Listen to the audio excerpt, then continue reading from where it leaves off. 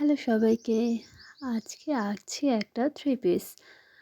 এটার ফ্যাব্রিক ছিল সুতি। আর আজকে আঁকবো নয়নতারা। আজকের কাজটা হবে অ্যাম্বুশে। আজকে আমি অ্যাম্বুশ নিয়েও কিছু কথা বলবো। তো প্রথমে একটা ফ্ল্যাট ব্রাশ দিয়ে পাতা আর ডালগুলো এঁকে নিয়েছিলাম। এগুলো শুকিয়ে গেলে তারপর আমি অ্যাম্বুশ দিয়ে ফুলের কাজটা করব। আমার কাছে অনেকেই অ্যাম্বুশ নিয়ে অনেক প্রশ্ন করেছিলেন। এই অ্যাম্বুশের রঙটা বানানোর জন্য আগে যতটুকু অ্যাম্বুশ গাম নিতে হবে ততটুকু বাইন্ডার নিতে হবে।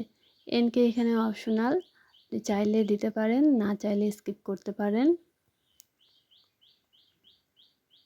এখন পাতার ডিটেলিংয়ের কাজগুলো করছি। এটা একটা কাস্টমাইজ অর্ডার ছিল।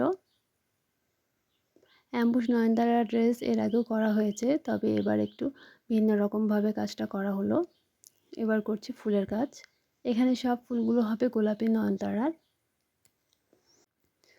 আর এই রঙটা কিন্তু হয় খুব ঘন। এটা দিয়ে কাজ করা বেশ টাফ। এই যে দেখতে পাচ্ছেন কতটা ঘন হয়। ঠিকমতো কাজ না করলে, ঠিকমতো বর্ডার লাইন না দিলে আবার দেখতেও ভালো লাগে না। বর্ডার লাইনটাও সুন্দরভাবে দিতে হয়। বর্ডার লাইনের বাইরে গেলে সেই অংশগুলোও অ্যাম্বুশ যখন ফোলানো হবে সেটাও ফুলে যাবে, তখন শেপটা ভালো লাগবে না দেখতে।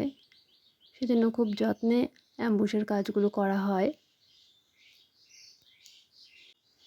তাই এই কাজটা করতেও অনেকটা সময় লাগে।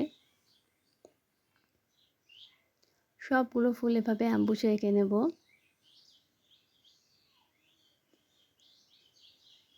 এটা এখন হচ্ছে ওড়নার কাজ। ওড়নাটা ছিল হালকা একটা পিচ কালার।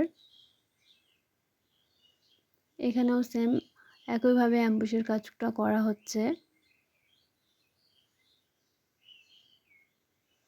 এই অ্যাম্বুশটা শুকাতে মিনিমাম 8 থেকে 9 ঘন্টা সময় দিতে হবে। শুকানোর পর উল্টো দিকে আয়রন করলেই অ্যাম্বুশ ফুলে উঠবে। এই যে অ্যাম্বুশ ফুলানোর পর ড্রেসটা দেখতে যেমন হয়েছিল।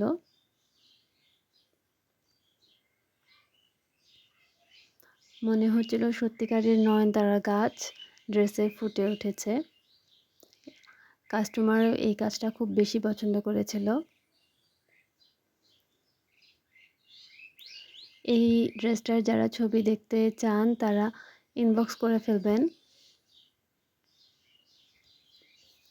আর হ্যাঁ, এখানে কাট ব্লকেরও কাজও করা হয়েছে ওড়নায় এবং জামায়। প্রতিটা ফুল খুব সুন্দরভাবে ফুটে উঠেছে।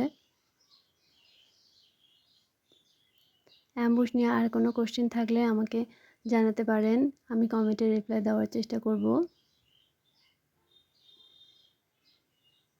আর কোনো ফুলের রিকোয়েস্ট থাকলে জানাবেন।